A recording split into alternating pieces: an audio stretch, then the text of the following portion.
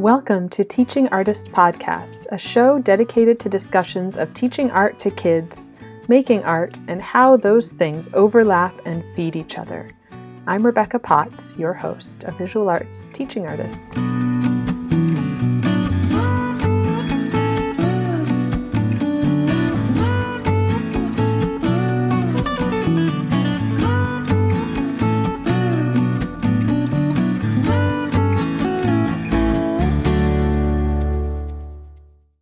Hi, we're in mid-April now, and time is hitting me.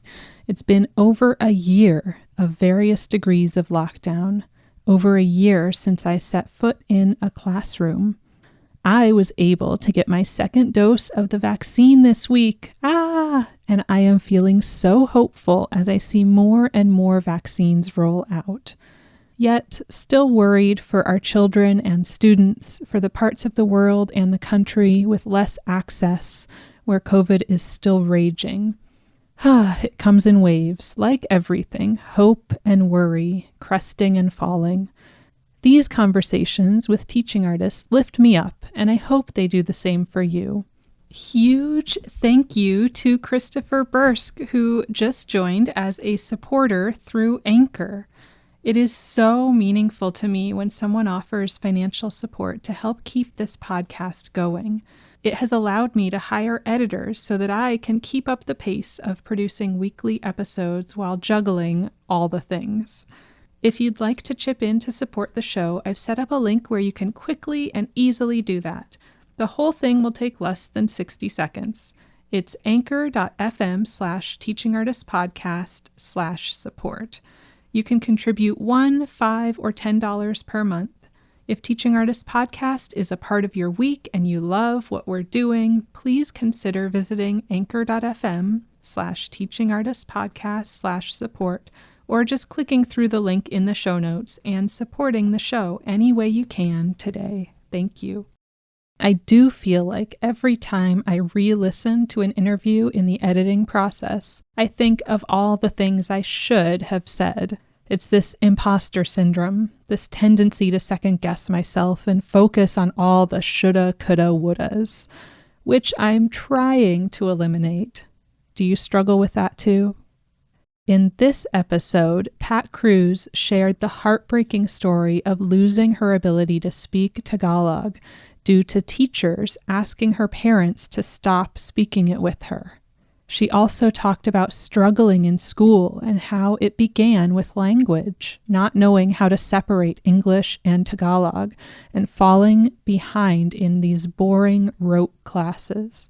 She also shared the pain of struggling, but then being stereotyped as a high-achieving student because she is Asian. Pat shared how her experiences as a student really drove her to make learning more engaging and connect it to students' real-world experiences, to help students who may feel the way she felt. We also talked a bit about the environmental effects of glitter and our struggles to avoid it in the art room, among many other things. I'll share a bit more about Pat Cruz in a minute, but first want to share our featured artist. Each week, I'm sharing a featured artist as well as a guest interview. I'll share a bit about the featured artist here, as well as sharing images of their work on Instagram and on the website. Our featured artist this week is Caitlin Sherman. And she's an artist who had submitted to our winter open call. She was raised in Alaska by her printmaker single mother who encouraged medium experimentation and artistic expression. She is self-taught and greatly influenced by the surrealism movement and anything that is colorful, weird, or funny.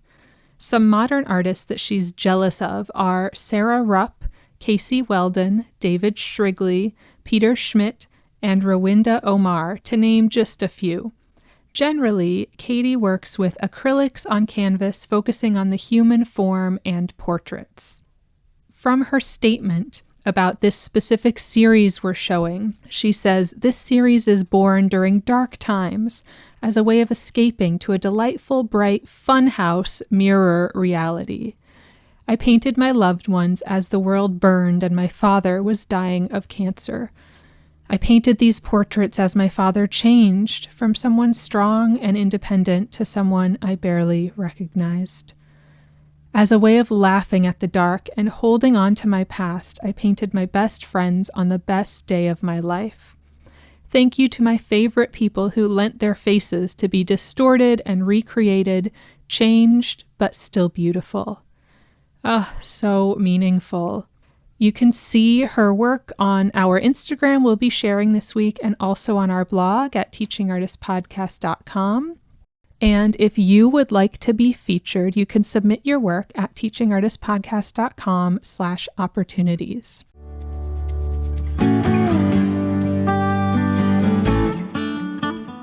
Pat Cruz speaks about her art form being teaching artists and translating between artists and teachers. She has worked in arts integration for over 25 years and recently started Teach, an organization that strives to address the urgent issues of both climate change and education reform through arts integration. Through Teach, she offers professional development for teachers, artists, and teaching artists, as well as providing a platform for teaching artists to share their own workshops. As a first-generation Filipino American, Pat Cruz loves to connect people from different cultures, something she has had to do from a very young age. The arts helped her to bridge her two worlds and better express herself when she struggled with language. She wants to help all students, especially those who struggle, to love school and love learning. She is an atelierista and arts integration specialist for the International School of Panama and the founder of the Transcontinental Educator Artist Collective for Humanity, or TEACH. She is the founding director of the Teaching Artists Institute in Maryland and former Chief Innovation Officer for Young Audiences in Maryland. Pat Cruz has over 25 years of experience in integrating the arts into the curriculum. She taught for 10 years in public schools in the U.S., where she helped lead an arts integration pilot program beginning in 1998.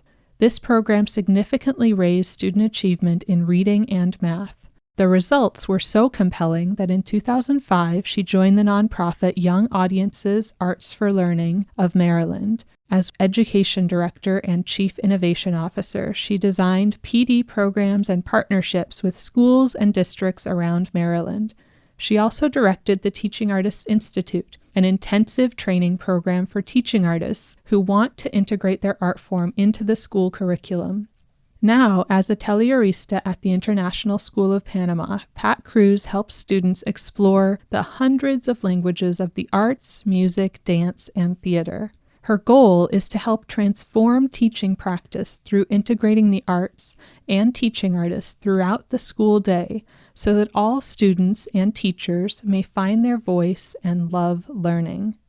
Let's hear from Pat Cruz. I am here with Pat Cruz, and speaking across borders, Pat is in Panama, which is kind of exciting to hear. And I was hearing some of the birds earlier, so I'm hoping to hear some of that again. So I like to just get started by hearing about your background and how you got into teaching and how you became an artist and where those two started to come together. Okay, great. Thank you. Yeah. Yes, I am in Panama. I want to apologize. Hopefully, it won't be too windy either because sometimes we're in the dry season, which is lovely and beautifully breezy, but sometimes it gets really crazy wind. So hopefully it won't disrupt our recording. But yeah, so I was born and raised in Baltimore, Maryland, and I lived there almost my whole life until 2018 when we moved here. I started as an art teacher in Baltimore County in Sandy Plains Elementary in Dundalk, Maryland. And I was lucky enough to have an arts integration program there. I had a really supportive principal who loved the arts. I think she was also an arts major. And we piloted a program way back when I started in the 90s on helping kids learn reading through art, music, dance, and drama. And it did really, really well.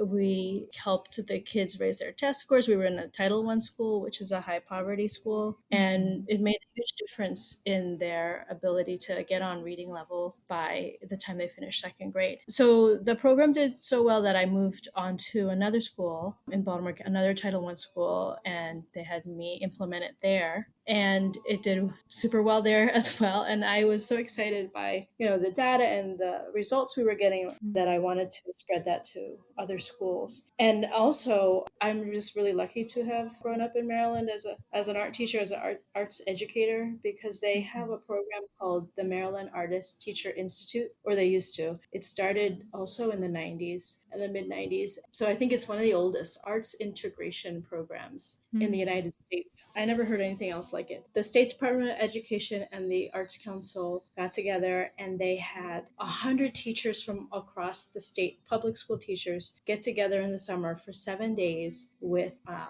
musician, a visual artist, a puppeteer, a poet, a dancer, and an actor. And we just would make amazing art together, and then the teachers had to figure out how do they connect it to their curriculum in their schools. And it was just such a magical program. And they put us up. We started out in dorms in the university. We sleep there because they were coming out from all different ends of the state. And so we were making art together, in the evenings and all day long. And it really influenced my work. And I think it influenced a lot of teachers' work in the state. And I really say that that's one of the reasons that Maryland was ranked number one as far as our schools for so long when we had that program. Because our superintendent was very supportive of the arts too, Dr. Grasmick. So that program plus the work I was doing within the schools made me realize, this should be spread to more kids because it's making such a huge difference in their academics and their student achievement on top of their creativity and just themselves as a whole child. So a job opportunity came up where I ended up working for that institute, that summer institute, for 10, 11 years and being one of their facilitators. And then we worked with a nonprofit called Young Audiences Arts for Learning in Maryland, where we put artists in the school. So it was like Maddie all year long. And that's really what got me going full start into this full-time integration and working with artists and designing a training program for artists. Because what we realized and what the artists told us when we would have these state institutes is this is fantastic for the teachers, but you really should have this for the artists because we don't know, you're throwing us in here. We don't even know what we're doing. And they're having to make plans and things.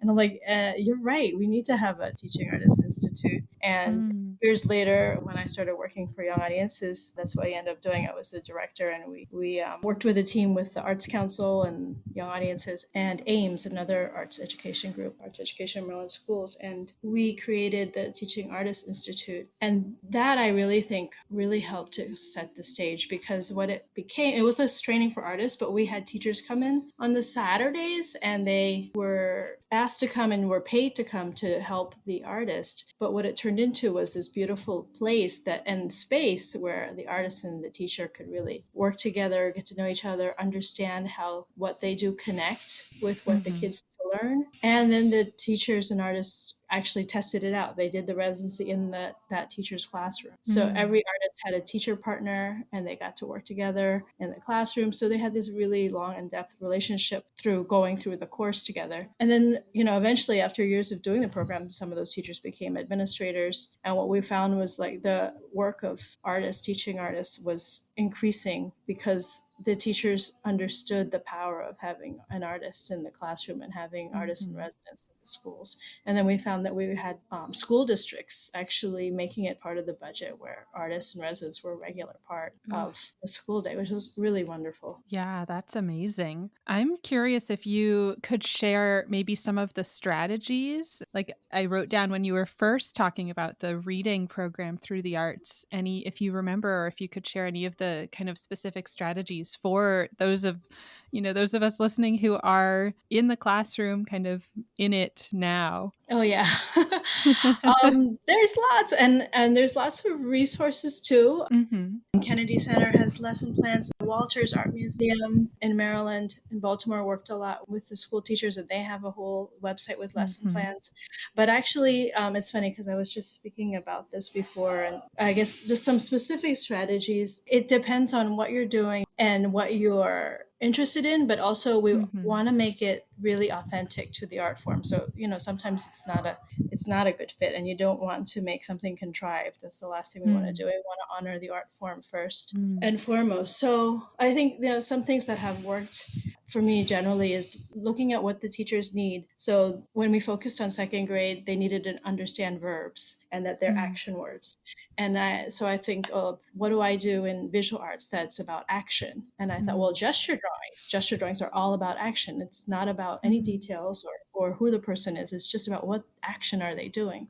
So we connected those two things, and I actually put a little bit of drama in it too, where the kids we had a box full of verbs. They had to act it out and freeze, and then the rest of us would learn to gesture draw and sketch the model, and then they'd have to write what is the action, what was the verb that you think you saw, and that was a way for them to really a concrete way to really understand what is a verb, and also they had to physicalize it too and to figure out problem solve how do I show this action but be frozen at the same time, Mm-hmm. which is also Yeah. a challenge. So there's like very simple strategies like that, and then there's kind of more long-term strategies too, where we actually have this big project where we're working on just a whole climate change environmental initiative now because it's so important. And we had artists Diana Saez and Maria Barbosa, who are phenomenal artists, teaching artists, work with teachers to, and they have done this with students too, where they're looking at the rainforest and listening to the sounds and creating data based on what they hear and what they see. They're using a scientific method to find out the health and the diversity of this specific location and the environment. And then they had to express it visually and musically. And we looked at the work of Goldsworthy, Annie Goldsworthy, as inspiration of how you can look at nature and connect with nature and also express ideas through the natural world and not have to make it a permanent thing, because I think that's also something that is a challenge when you're trying to be environmentally conscious and you're an art teacher and you deal with so many disposable things. Right.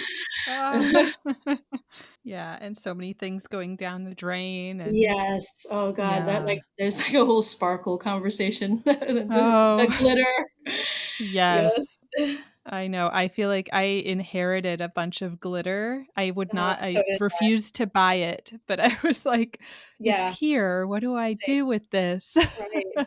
I know. I'm trying to figure out like, are there projects where I can contain it in a way that Mhm. will be safe and it will forever be in this, contained state that will not Right. end up in the water system.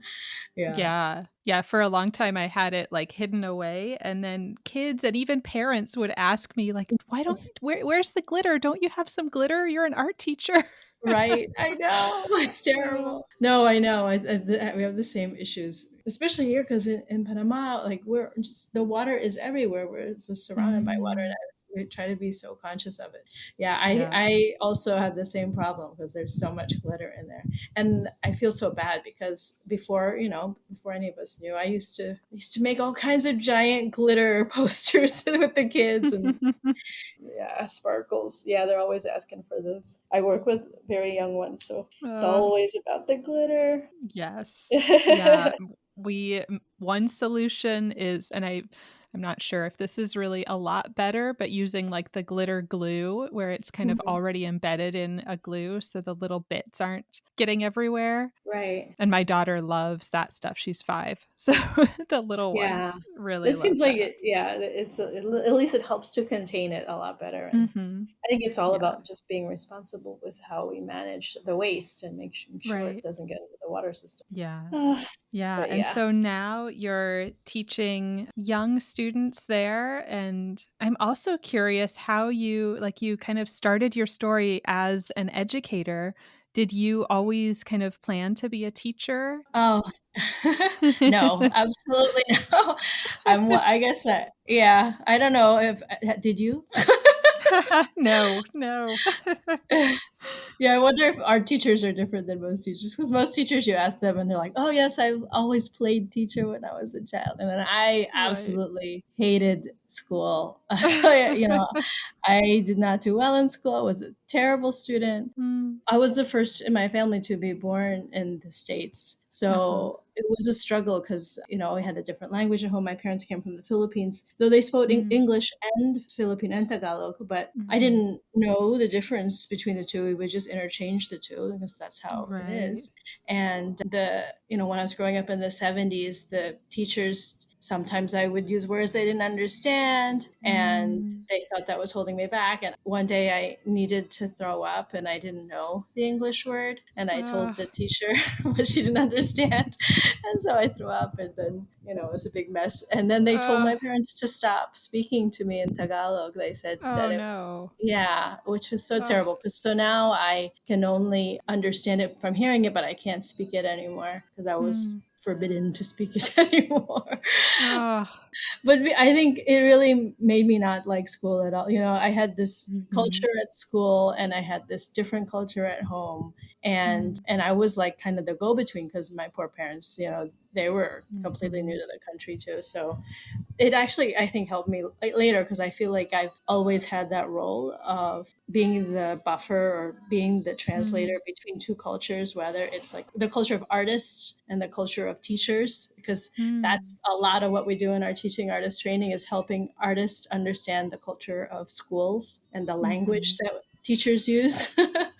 Mm-hmm. Yeah. So Yeah. yeah, I didn't plan to become a teacher. I really was. I remember like finishing high school and being like, oh, that's good. I don't want to. And I thought I was gonna do biology. Actually, I started as a science major, Mm. but I didn't have the math, and I definitely didn't have, I guess, the discipline to do the math.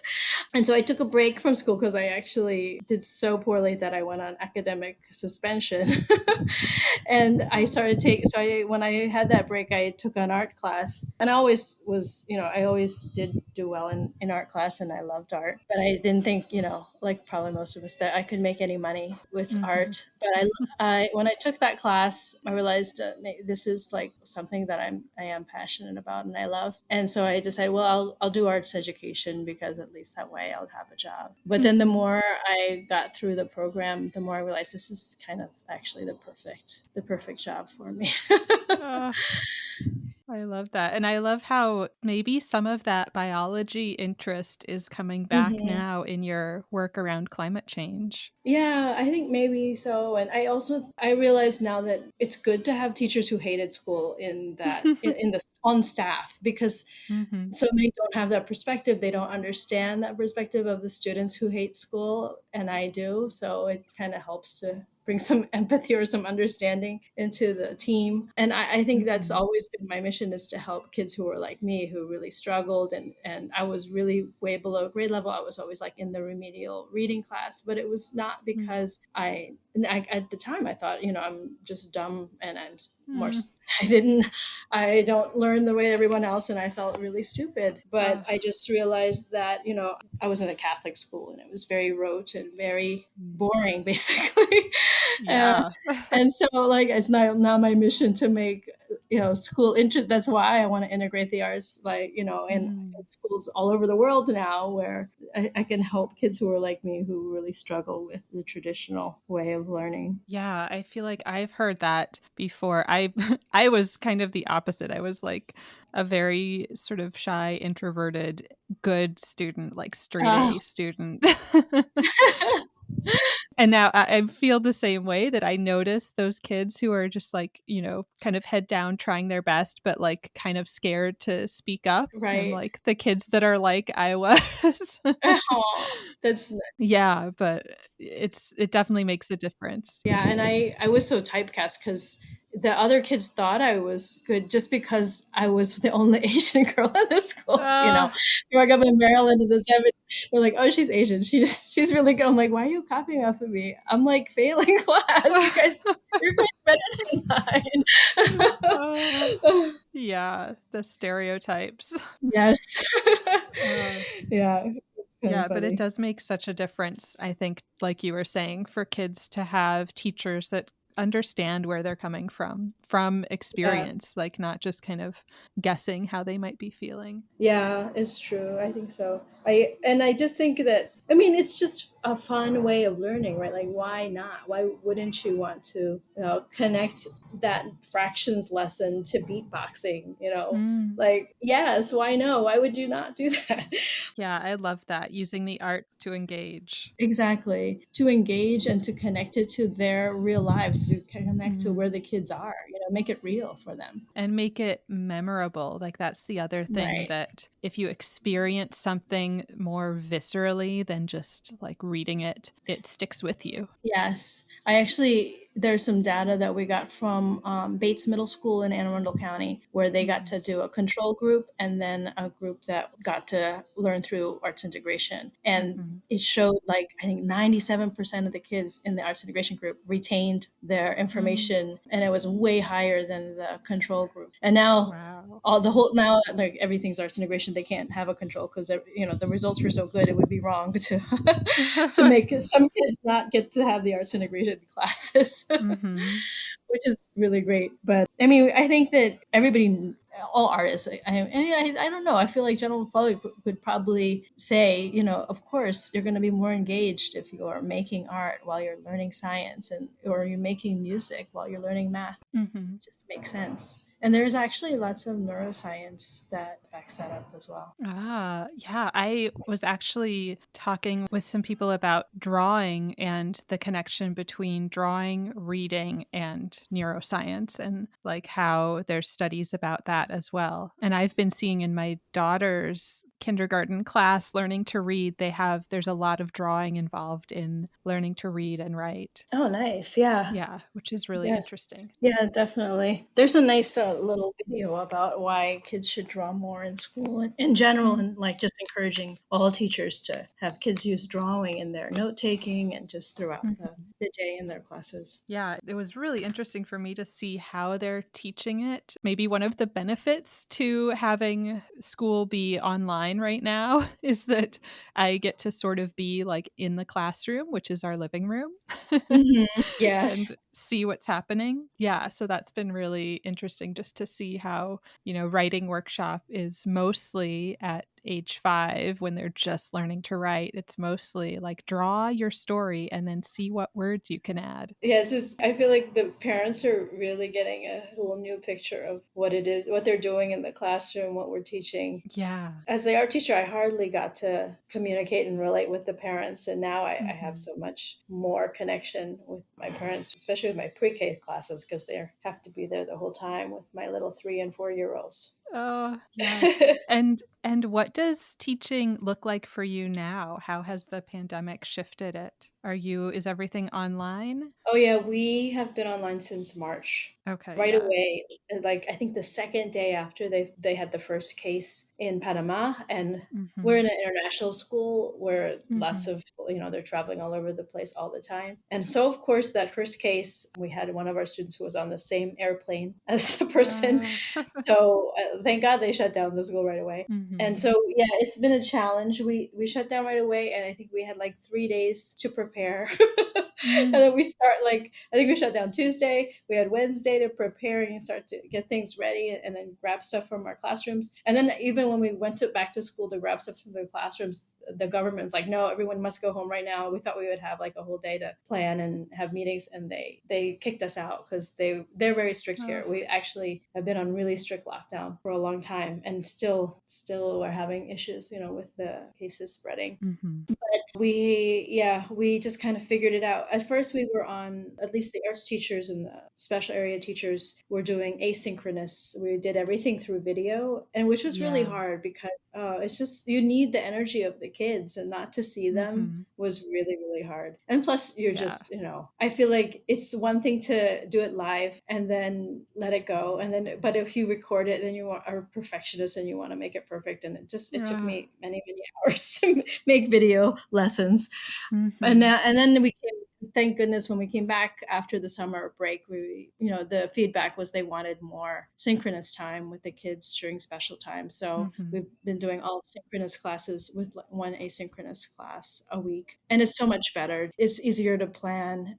They're like, a double-edged sword, just because one is you don't know if they're getting it or not. You're just kind of, okay, keep going, Right. because you're just teaching the lesson with nobody there. But Yeah. then on the other side, on the flip side, I have to keep the lesson very quick and short because I've got 20 minutes and we have to deal with the whatever materials the teachers or the parents happen to have in their Mhm. classroom. So we've been creative using food, using clothes, using laundry. I feel like all of us, our teachers, have been like pulling out all the stops, and it's been a whole year and I'm like running out of ideas.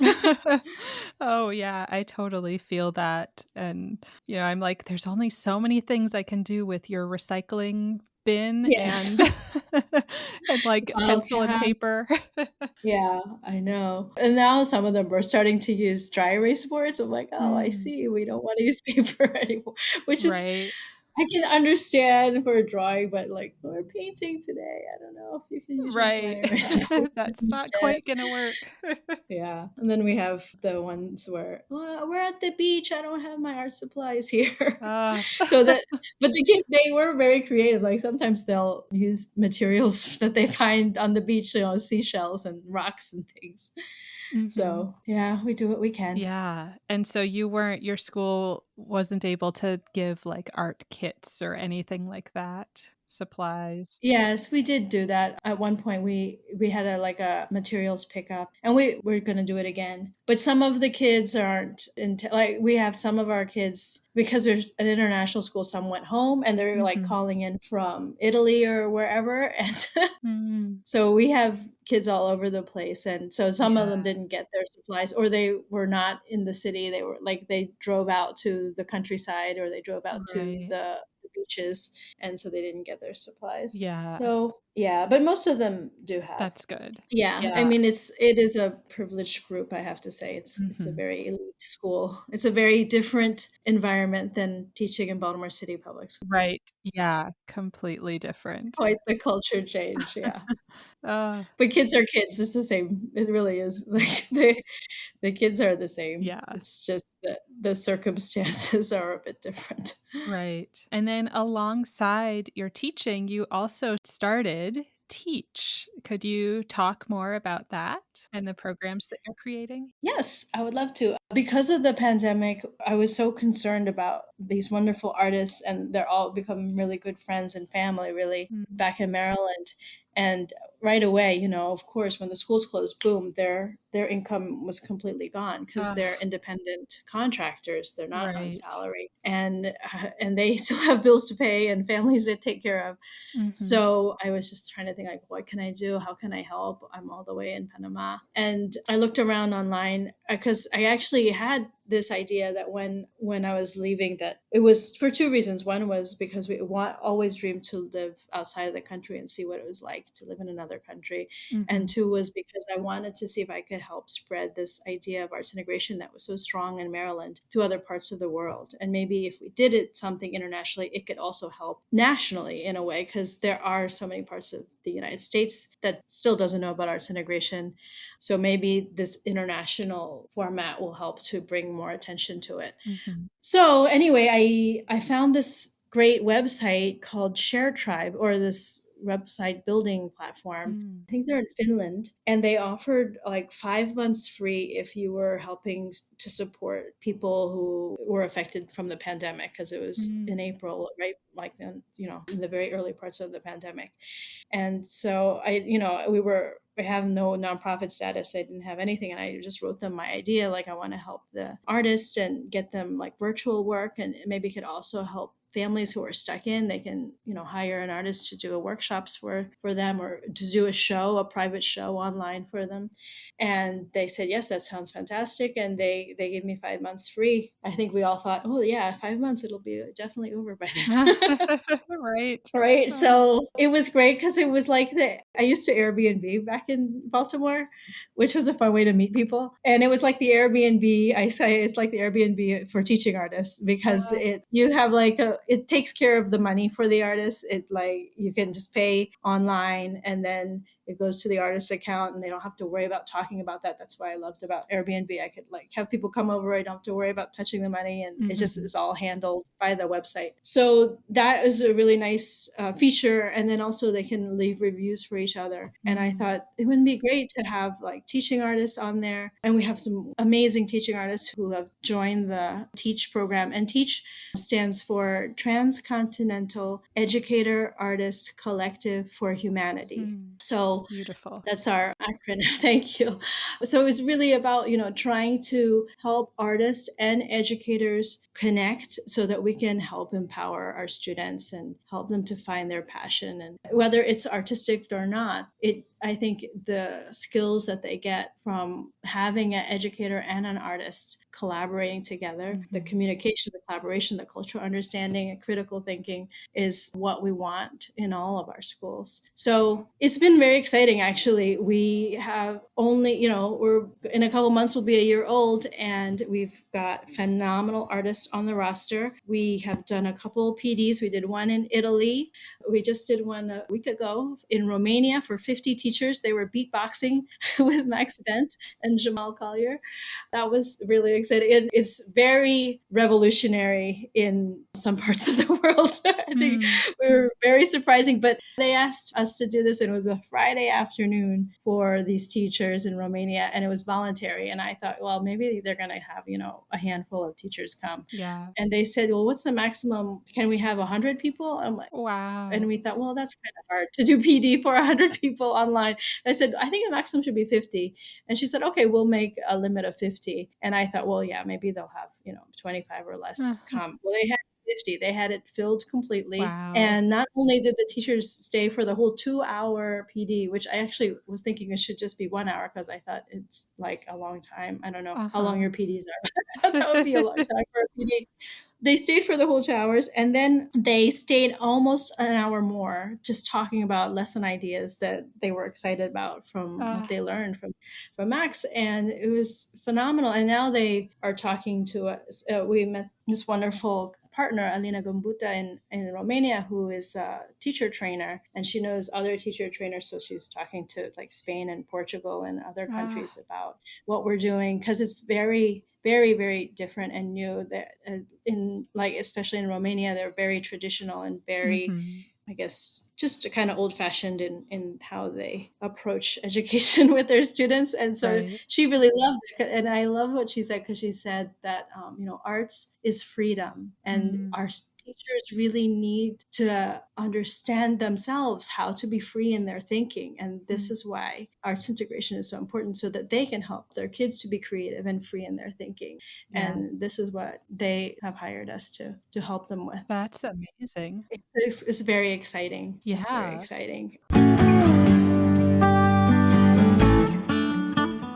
So you have teaching artists. Can they sort of post their own, this is, like I can do a session about, beatboxing, or I can do a session about painting, or, whatever it is. Yes. They can just kind of come on and post what they're able to offer. Yes, absolutely. Yeah. That's like the Airbnb side too, because you're your own boss. We're like, I'm not the boss. It's a collective, and you can decide what you're doing. I can help and assist and facilitate and bounce ideas, but it's up to them. They decide what they charge. They decide how to structure it, and they post it there. I do recommend that, that they test it out, obviously, first, but all of the artists that are on there are artists that I know, because I had to say, hey, try this thing that you have no idea what it is. So thank goodness for my good friends who took the jump with me and have put their work on there. Now, I have to say that's the next step, is trying to get teachers and schools and even families to go to the website and to look at the fantastic offerings that are there, because we have everything from taiko drumming from Japan, to crochet, to wonderful poets and beatboxers. So we have a wide variety. We have a vaudevillian circus act. So I think that is the side that we're trying to build on now. It's just trying to get, now we have the artists on the collective. We need the teacher side of the collective to join. And we've been working on that. And the other goal is to try to recreate that beautiful, magical Maddie program that I told you about in the beginning, Yeah. where we had the summer institutes. So we had last, in September, I was thinking we would be able to travel by this summer, and maybe we will, who knows. But we started planning to have a summer institute for July of the summer. We now have decided to move it to July of 2022 just to be safe, Yeah. but we'll have a virtual conference. But that is the ultimate goal, is to have summer institutes where we have teachers from all different parts of the world, from public and private and international schools and local schools, gather together, learn from teaching artists, from a variety of teaching artists, and have a wonderful teaching artist retreat every year. Mm. And really, the big dream would be that we raise enough money so that it's almost free for any teacher or teaching artist to attend. Mhm. So we're trying to raise money for that. Like my vision was like this. I like the whole crowdsourcing and crowdfunding concept. Mhm.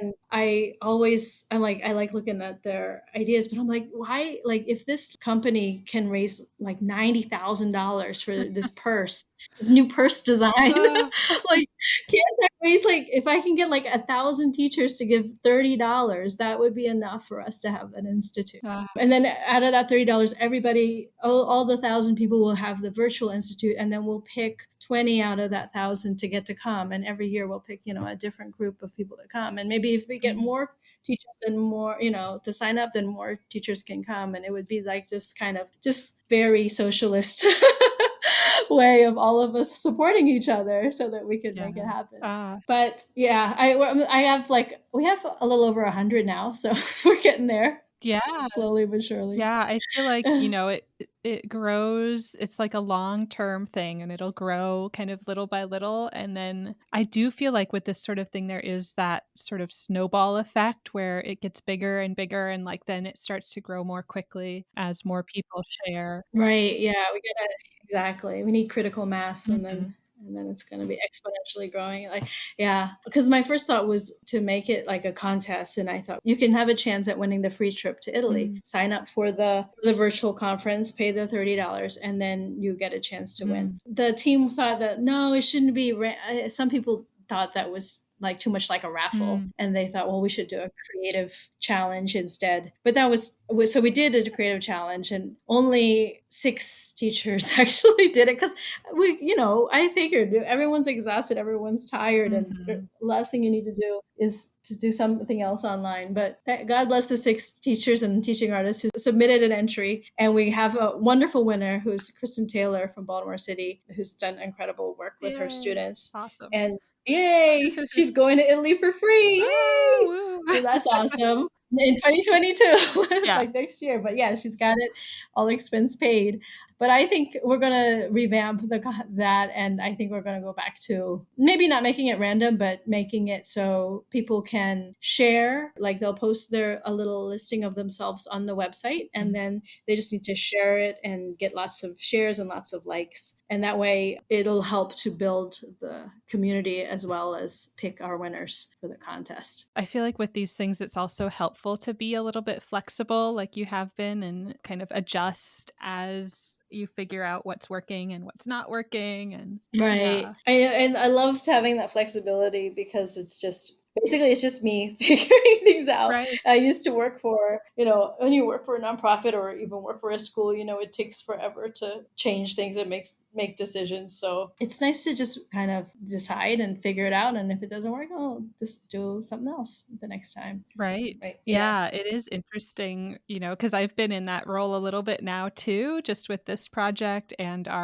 we have an online exhibition space Nice. and making decisions. But then I feel like I'm always second guessing myself, especially if it's really just me or if there's like one other person. I'm constantly like asking, well, is this right? Like, what about this? What about this? Yeah, I know.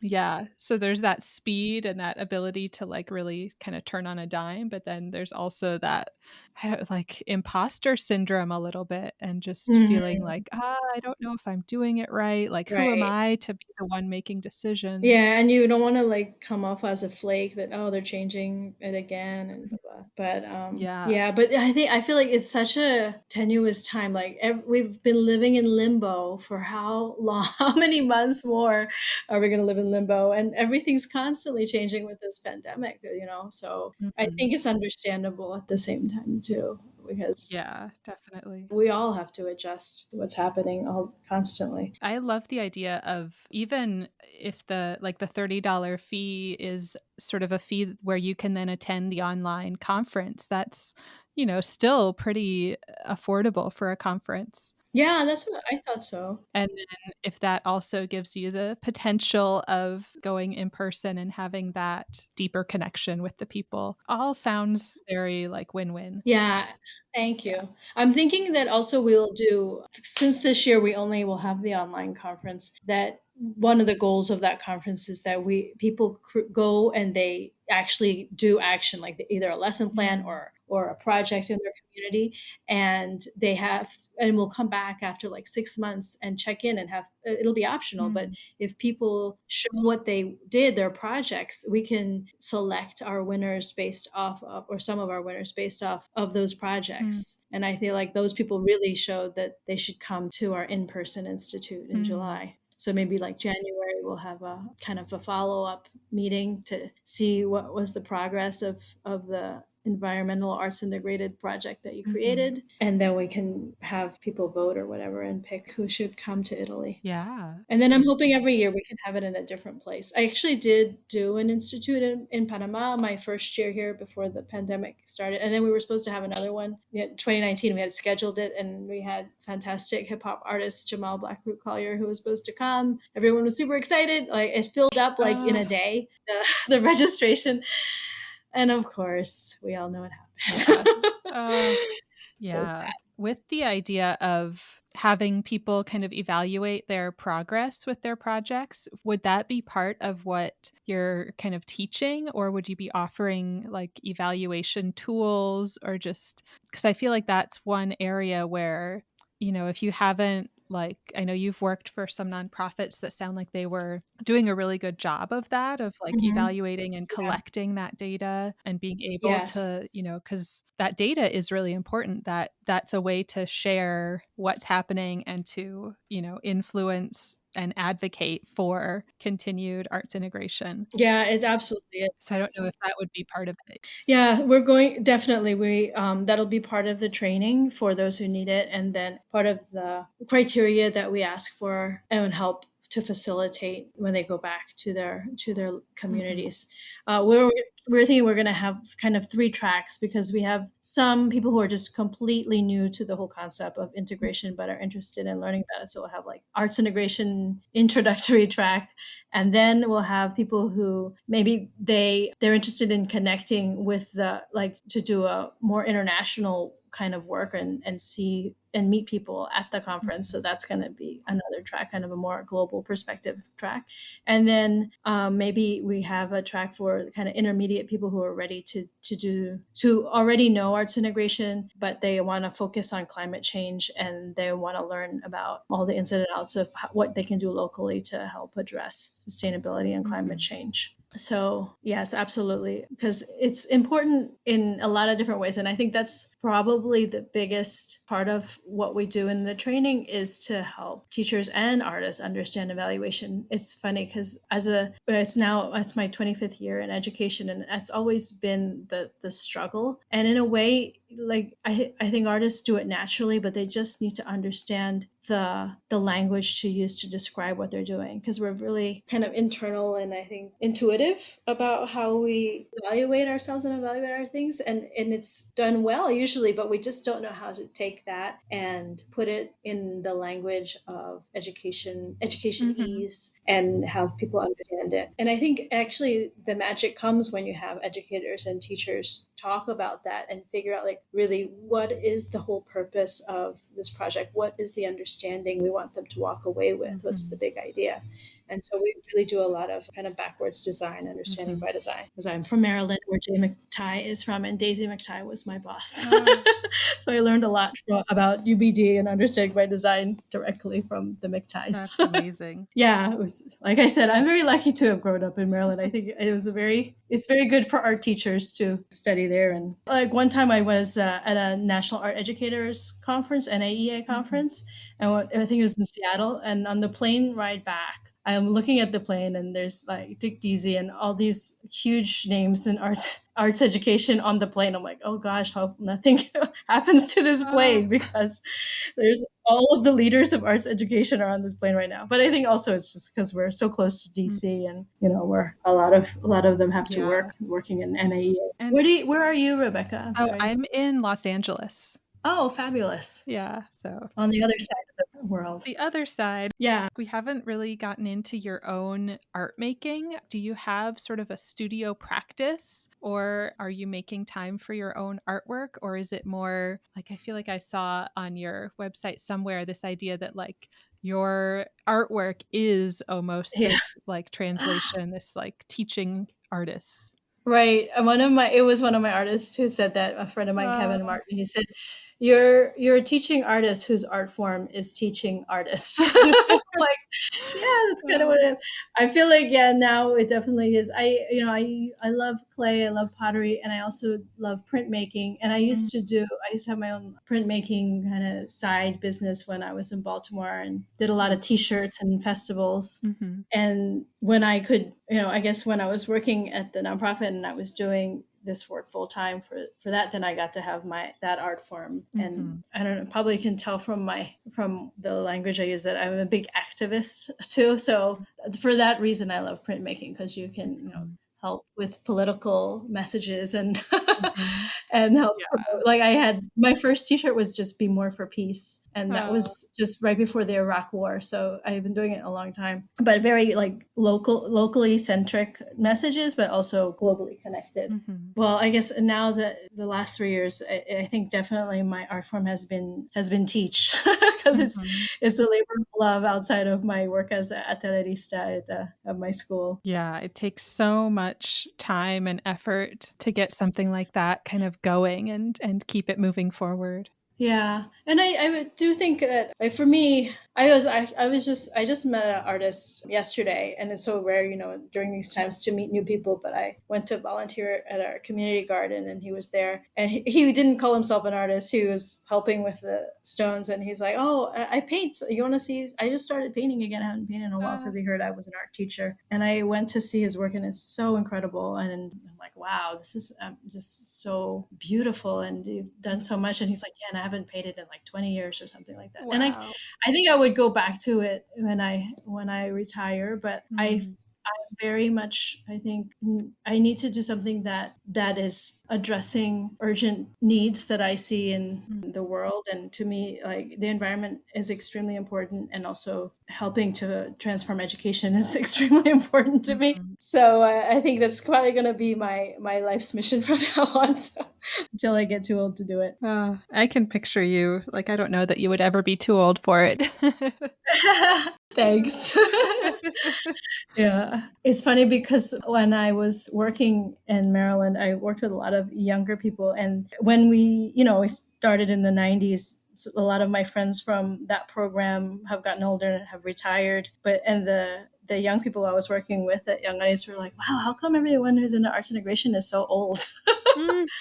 And hopefully that's changed. Like, hopefully I think we're having a younger generation understand it and Yeah. learn about it. But yeah, it's interesting because there's so much work still to be done. I think you can get, when you live in a place like, I always said, I was in the bluest part of the bluest state, and like in the bluest city, and to be able to like leave it and then look from afar at some things that we are doing really, really well in that place that maybe when you're in it, you don't realize that it is good, because every time I think everything's relative and you always have something to complain about. But to help to highlight that and to say, this is a great model that other schools should be using. And the fact that our number one in the country as far as our school system needs to also have some kind of connection with the fact that we're also one of the highest in how much we spend on arts and education.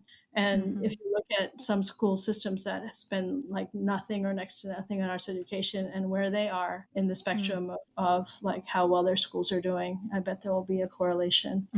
Yeah, absolutely. Well, I find it interesting how you're talking about addressing the urgent needs and putting all of that energy into the environment, climate change, and then also connecting that with education. And I, totally agree that those are super urgent, important needs. And then just thinking about, there's artists that maybe focus their work around those issues as well. Yeah. Just the variety of ways to come at it. And I feel like your approach is, I want to be this translator. I want to be this connector of people that are, able to bring their art form and their knowledge of education together and create change that way. And then there might be, a painter who comes at it with that sort of background, like I'm going to paint these images that can inspire people, or, whatever it is. There's just so many approaches to addressing these issues. Yeah, definitely. And I hope, the thing I really hope for is that every day, like especially in the United States, most of the time, every day, even teachers and administrators don't see how what they do connect to the environment and climate change, and they don't teach it. And there was actually a survey I saw recently, I think by National Public Television, about like 60% or something of teachers say they don't teach climate change because it doesn't connect to their curriculum. But really, if you understood about what, really the ins and outs of what it connects to everything, that we all should be really addressing this in an urgent manner, and seeing how it absolutely connects to whether you're teaching art or music or science or math. Yeah. There's so many connections. Like, we're all connected to the environment and what is happening. So I think it's just my own need to try to make change, because I feeling frustrated with politics and hearing so long of people just say, complaining about it. And I'm like, I'm not going to complain about it. I need to figure out a way to motivate people to do something about it. So and that's what we do, right, as teachers, is try to inform and educate the public and hopefully get them engaged as citizens themselves. Yes, I love that. And just not taking the passive route and sitting back and Right. complaining. Instead, Yeah. being active about it. Especially in the what's happened in the last 4 years, with so much negativity and so much just complete backwards movements. I feel like, as teachers, we need to lead the way to help to make progress as far as what is possible. And like seeing Greta, the student, accomplish so much. She really was a big inspiration for me. She accomplished so much, and just she's a young student. Like, we as teachers, we can't say that we can't do anything. And you can see that this little girl has done more like than any government organization has been able to do about climate change awareness. Totally. So yeah, we have no excuse. Yeah, So she's a huge inspiration. Yes. yeah, I'm hoping that we can. I'm sure this is a crazy long shot. But I'm like, maybe we can get Greta to be a keynote at our at our conference. That That would would be be amazing. amazing. Yeah. Oh, We'll see. I have a really yeah. good friend who's been working with me on the Italian side, Federico Colombo, and he would come to our institutes in Maryland. We had Italian teachers coming to it. They heard about it, and they would come and learn about arts integration from us. And then we would send teachers from Maryland to Italy, which was a great exchange. But Federico, he like knows everybody, so he knows somebody who knows Greta. So he's working on trying to see if we can get Greta. Oh, I love that. Yeah, and those connections, like that's what's going to make it all work, and that's what makes it all happen. It's so true. It's all about the connections. It definitely is. I think that's really my art form, is helping to connect people, because I love doing that, and I love just helping people to be able to tell their stories and connect to others. And then when you see it happen, that's when change happens, is everyone connecting with each other and building critical mass to really change a whole community. Oh, beautiful. Hopefully we can just learn to talk to each other the right way rather than fight with each other and unfriend. Yes. Unfriend, block. Yeah, build Yeah, connections instead of walls. right. Yeah. It's a whole new year and hopefully a whole new way of doing things. Yes. Yeah, it's so sad. With my group, the fact that I am doing climate change will automatically turn some people off, Mm, which which is also just ridiculous. I'm like, well, I'm okay. Uh, I know it's bad, but I'm like, you know what? I've learned over the years of helping schools to try to transform who want to be arts integration schools. You can't kill yourself trying to convince the people who don't want to be convinced. mhm, You're gonna like hit your head against the wall when you've got to start with the low hanging fruit. Start with the people who want to do it mhm. and build that community. And the more people you have in your school who's interested, the more it's going to be either the other people will either need to choose to stay and come along or Yeah. leave. So I mean, I feel it's better to spend your energy that way than try to spend your energy spinning your wheels. Right, absolutely. That makes a lot of sense. And I feel like also with things where it's just like you're sharing facts and science and knowledge, and somebody's combating that with just, I don't know, some sort of Yeah, like ideology that makes no sense. yeah, so true, exactly. Oh, yeah, to support a whole system that makes no sense. Right. Right. Ah, but Ugh, I feel like, the positive to go towards like the positive note is just all of the connections that you're creating. And I also love, like, I wanted to kind of come back to the idea, like sort of the spark for Teach that you talked about, helping those teaching artists who really sort of abruptly lost their income, lost their jobs because of COVID. yeah, I mean, there's maybe this isn't so positive, but this whole system where teaching artists are hourly workers and there's right. no security there. I feel super lucky to be I'm a teaching artist as well with like, hourly pay, but my organization is so supportive, and they even through like in March when everything kind of was put on hold, they said we've contracted you to be in the classroom, and now when you can't through no fault of your own, we're still going to pay you, and we're going to keep you up to date on our funding and like what the situation is. Oh, that's so Yeah, wonderful. so That's so great. yeah, amazing, and I was Yeah. hearing, friends in New York that were just like, "Nope, no more work, no more pay." Like, And that's so wrong, ugh, like, because they already budgeted for that. Like, as the right, administrator, as a exactly. former, yeah, as a former nonprofit administrator, it's already in the budget. They already have that money. Mhm.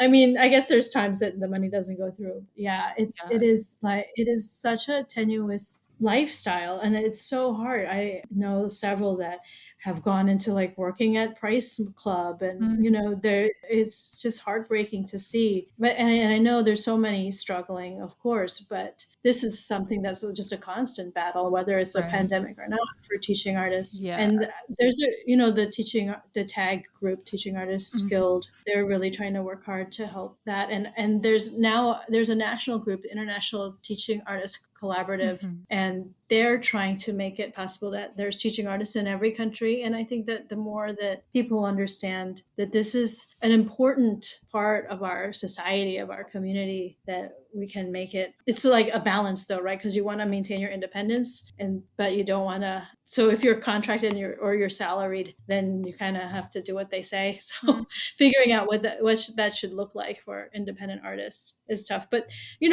people who are graphic designers, and there's a lot of other independent artists who aren't doing the teaching side of things, mhm. but they're doing the commercial art side of things. They're able to get the high pay. I think it's the whole system of not valuing education Yeah. is the root of the problem. Right. Yeah, and then um it's maybe also yeah, it is definitely the root of the problem. I'm just thinking of, like, contract, if you're a designer, you maybe have a contract for the whole job and part of it is paid up front, but, like, you're right. contracted, like, if something happens or whatever, there might be some ways out of that contract, but for the most part, it's like, "Nope, sorry." Like, we have this, this promise, this contract. Yes, contracts are very, very important. Yeah, like, why is that not always the case for teaching artists? I know I've heard other states having issues because they don't have a strong strong arts council. And I think one thing that helps us in Maryland is that we do have a very strong Maryland our State Arts Council that supports the artists, and really they have a website, they have the funding, they have grant money available for schools, and they have also, set up structures to help to protect them. I mean,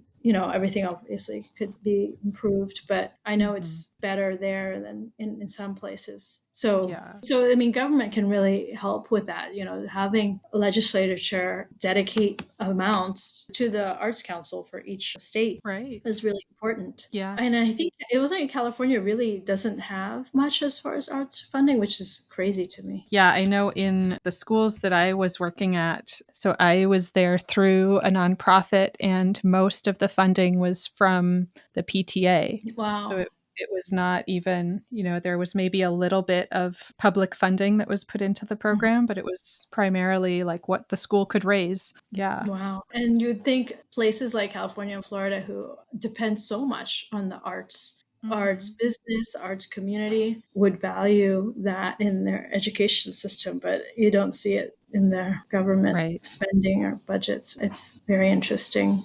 Lots of things to keep fighting. Yeah, keep working on. Well, I would love to give you some fun, more like wrap-up questions. Okay. So a really, really broad one. What are you curious about right now?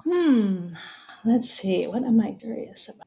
Oh, I know. I'm very curious. I am completely obsessed. I cannot stop looking at French homes, French houses in the countryside of France. So my personal big dream is to move to Europe. I told my husband, he's like, why? I'm like, because I just want to see what it's like to live in a more just society. And we're still in the Americas, and the United States influence just goes all the way down.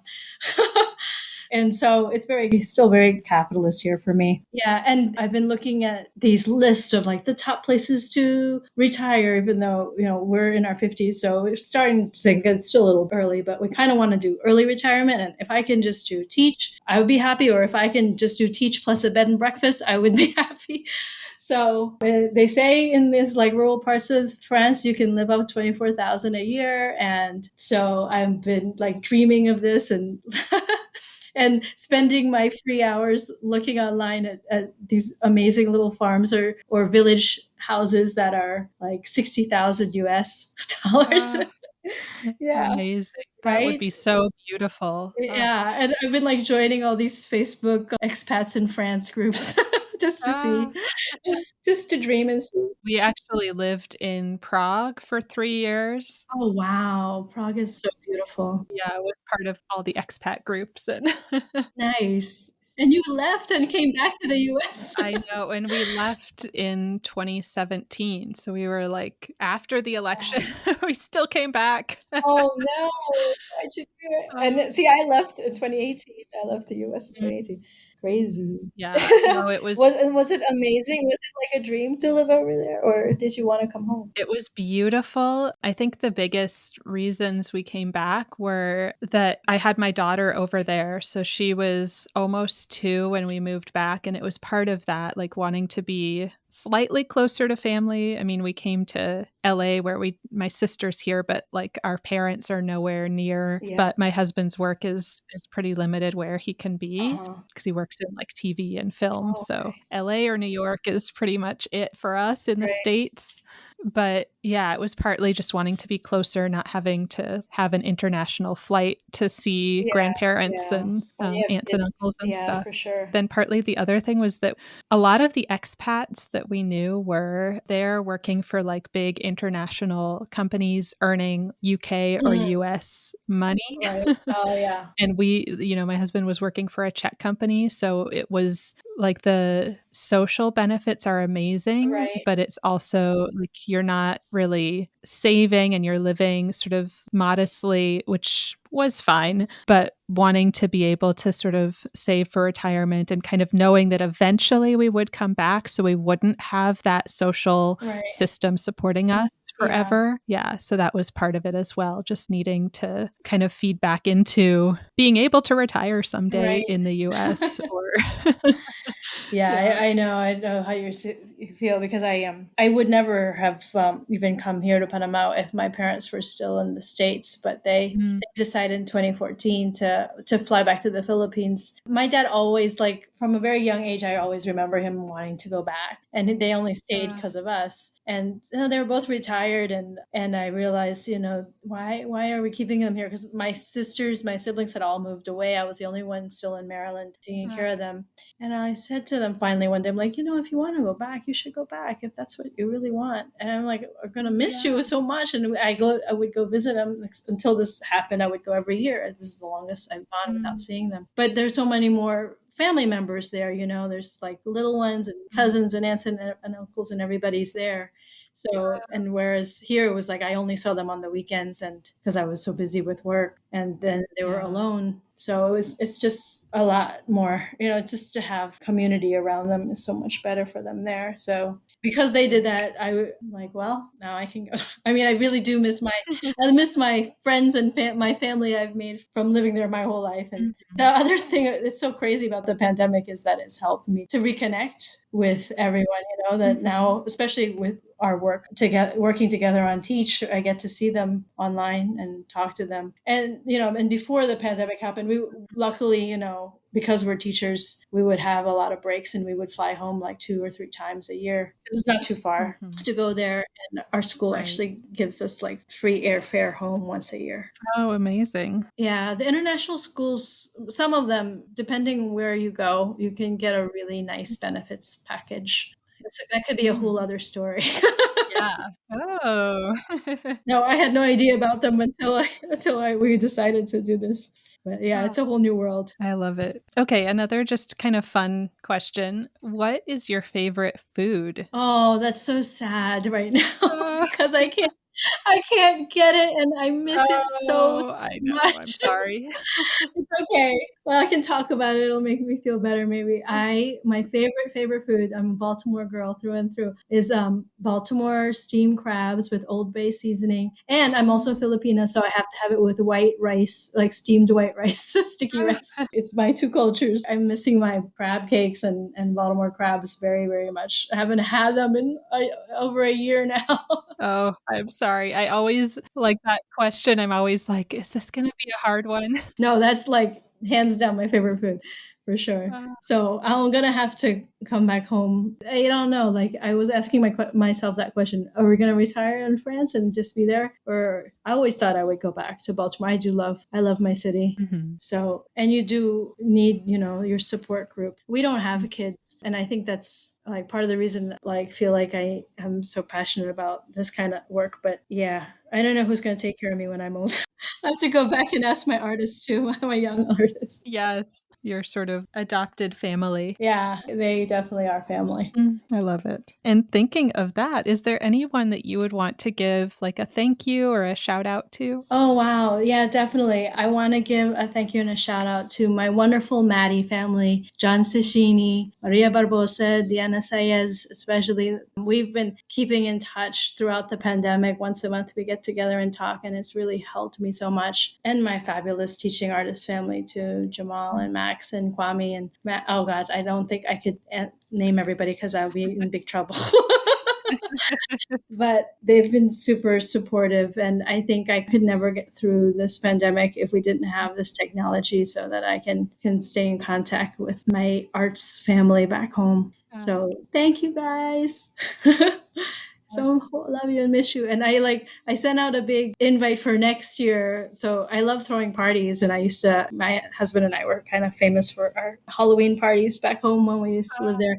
So I'm turning 50 next January, and pray that everything will be okay and everyone can come to Panama for my 50th birthday. Oh, yes. That sounds amazing. Yeah, Uh, it'll be hopefully, yes, hopefully.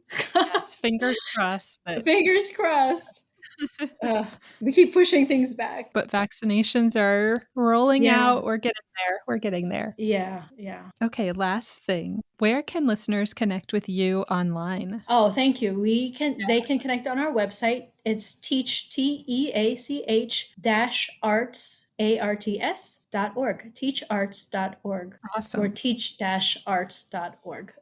That's better. Yeah. Please connect. It's free to register and check out the website. And we're trying to build our collective of teachers, inspired teachers, of teaching artists, and also of schools and organizations who believe in this kind of work and in arts integration. Because I feel like if we can all work together and share our knowledge, it can only make us stronger to build that community. So please join us at teach-arts.org. My little commercial. Awesome. And I will link to that as well. Thank you. Yeah. Thank you so much, Pat. This was wonderful. Just hearing about your teaching there and then also all of the work that you're doing with Teach and the experience that led up to that. Thank you for sharing with us. Thanks so much, Rebecca. I really love your work. Thank you for telling the story of teaching artists. This is a beautiful idea. Oh, thank you.